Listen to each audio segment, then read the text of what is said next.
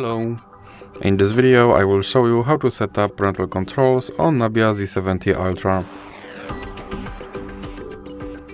You have to start by opening your settings application and then go to Google and now go to all services, and then you have to find parental controls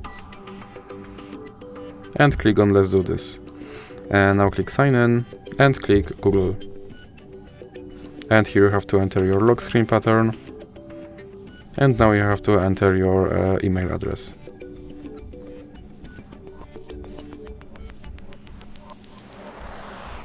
Then click next. And now you have to enter your password.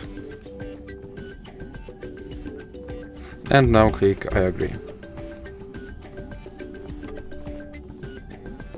Then click more and accept. And click supervise. Now click next. And here you have to enter your parent email address. And then click next. Now you have to enter your parent password. And now you have to scroll down. And here you have to enter your child password again.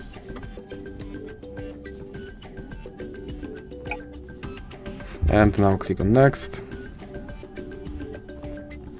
And then click allow